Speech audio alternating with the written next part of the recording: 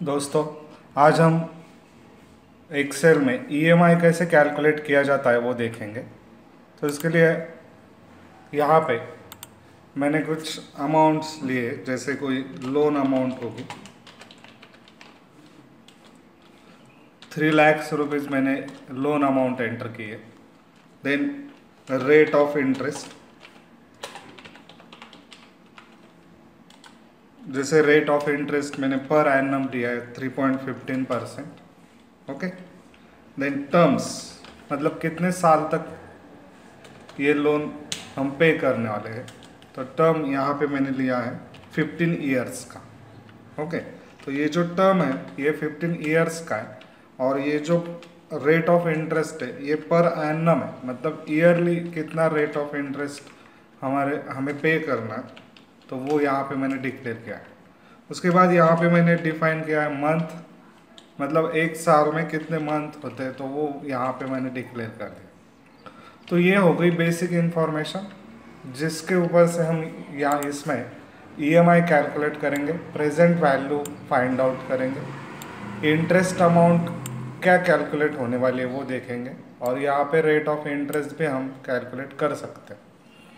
उसके बाद कितने महीने के लिए हमें टोटल 15 सालों में कितने महीने के लिए लोन अमाउंट पे करना है वो इसमें हम कैलकुलेट करने वाले हैं। तो इसके लिए हम यहाँ पे आज हाउ टू कैलकुलेट ईएमआई वो देखेंगे। ईएमआई मतलब इक्विटी मंथली इंस्टॉलमेंट। ओके। तो यहाँ पे अभी ईएमआई कैलकुलेट करेंगे। ईएमआई कैलकुलेट करने के लिए हमें पीएमटी फंक्शन यूज करना है, पीएमटी। ओके। तो इसके लिए इज इक्वल टू जो भी रेट ऑफ इंटरेस्ट है अपना, जैसे पीएमटी लिखेंगे, तो पीएमटी लिखने के बाद यहाँ पे डेफिनेशन आती है, calculate the payment of loan based on constant payment of constant interest rate. तो bracket rate of interest divided by ये कितने साल के लिए 30.15% रेट ऑफ इंटरेस्ट है, मतलब 1 ईयर के लिए है इसलिए, और फिर हमें 1 मंथ का कैलकुलेट करना है, तो इसके लिए हमने 13.15% divided by number of months दिया है, मतलब 1 महीने का कैलकुलेशन हमें यहाँ पे मिल जाएगा। उसके बाद कितने साल के लिए हमें कितने महीने के लिए टोटल ईएमआई हमें पे करना है वो यहाँ पे डिक्लेयर करेंगे, मतलब कैलकुलेट करेंगे जैसे, तो नंबर ऑफ मंथ कैलकुलेट हो जाएंगे। उसके बाद हमें कौन से अमाउंट पे कैलकुलेट करना है, तो वो प्रेजेंट वैल्यू यहाँ पे हम सिलेक्ट करेंगे, जैसे मैंने -3 लाख सिलेक्ट किया यहाँ पे, और एंटर की प्रेस कर देंगे तो यहाँ पे 3894 ये ईएमआई कैलकुलेट हुआ है अपना। ओके। ईएमआई मतलब इंक्लूडिंग इंटरेस्ट रहता है ये ईएमआई, जैसे हम यहाँ पे मैन्युअली भी कर सकते हैं कैलकुलेट, जैसे is equal to 3 lakhs into 13.50%, okay, divided by 12 अगर कर दिया तो यहाँ पे ऐसे कैलकुलेट होके आ जाएगा। तो ये इंटरेस्ट कैलकुलेट हुआ है। ओके। ये सिर्फ इंटरेस्ट कैलकुलेट होके आया। जैसे यहाँ पे अगर हम आईपीएमटी फंक्शन यूज करते हैं,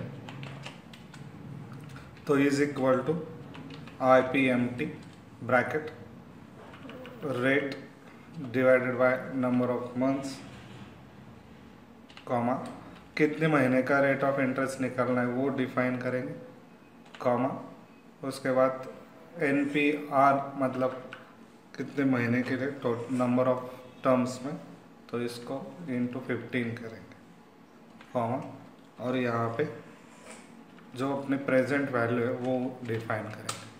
तो ये आ गया इंटरेस्ट। ओके। तो ये जो इंटरेस्ट कैलकुलेट हुआ है, मतलब 1 महीने में हम कितना इंटरेस्ट पे करने वाले हैं वो यहाँ पे कैलकुलेट होके आया है। तो यहाँ पे अगर कैलकुलेशंस देखेंगे, जैसे पीएमटी माइनस आईपीएमटी करेंगे, तो एक्चुअली ये प्रिंसिपल अमाउंट है,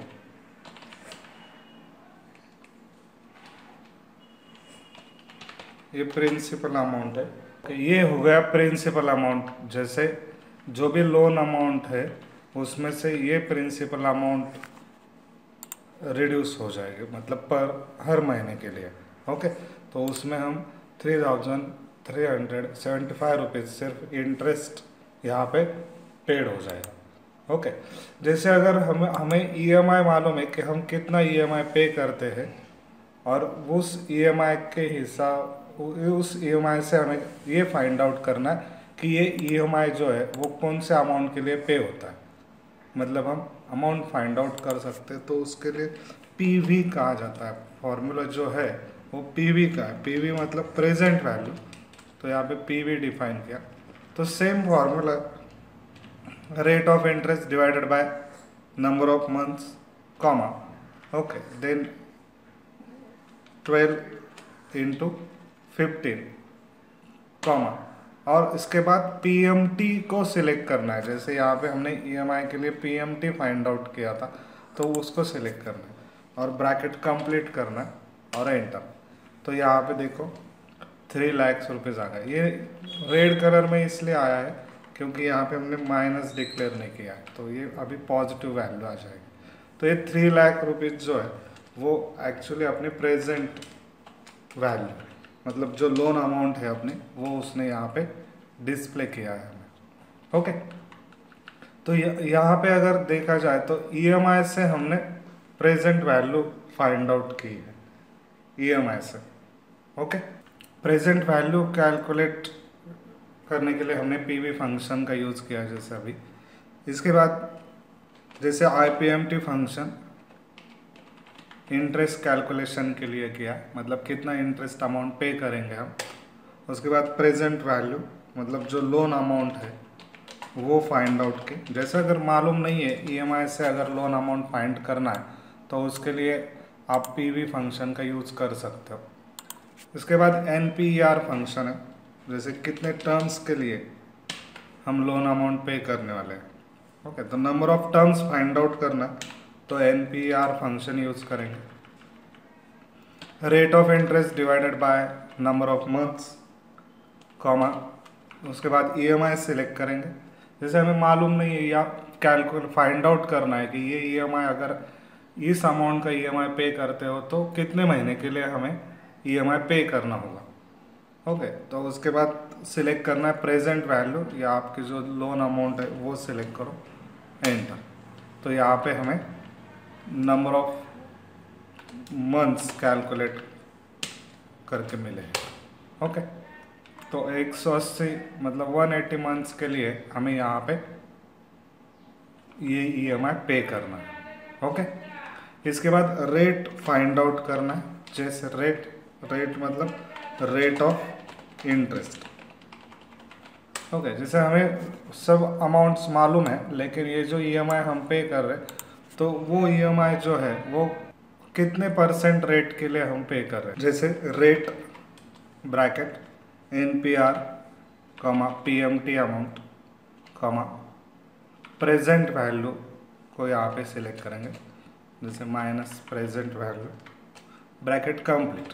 ओके, और इनटू 12% करेंगे, मतलब या 12 मंथ करेंगे। जैसे मंथ यहाँ पे सिलेक्ट किया और एंटर किया तो ये हो गया रेट ऑफ इंटरेस्ट। ओके, तो ये रेट ऑफ इंटरेस्ट कैलकुलेट हुआ है। अगर आपने यहाँ पे देखा तो ऊपर जो मैंने रेट ऑफ इंटरेस्ट डिफाइन किया है वो 13.50%। यहाँ पे 14 कैलकुलेट हुआ है क्योंकि ये नंबर फॉर्मेट का इशू है। तो नंबर फॉर्मेट में जाइए, यहाँ पे नंबर फॉर्मेट में जाने के बाद यहाँ पे जो है वो डेसिमल प्लेसेस जो है इसमें यहाँ पे 2 करना है आपको। ओके, तो देखो यहाँ पे सैंपल शो हो गया। ओके करिए और यहाँ पे आपको 13.50% जो है वो शो हो जाएगा। तो इसमें पीवी मतलब प्रेजेंट वैल्यू है।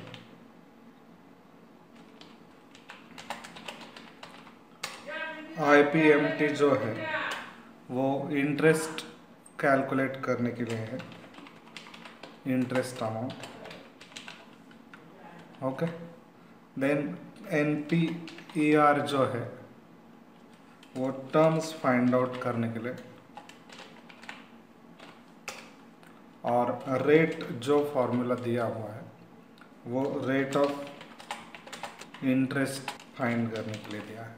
ओके, तो ये इस तरीके से हम इसमें ईएमआई कैलकुलेट कर सकते हैं। जो भी आपके पास वैल्यूज़ है, जो भी आपने लोन लिया हो उसके ऊपर अगर आपको ईएमआई फाइंड करना है तो आप इसका यूज़ कर सकते हो।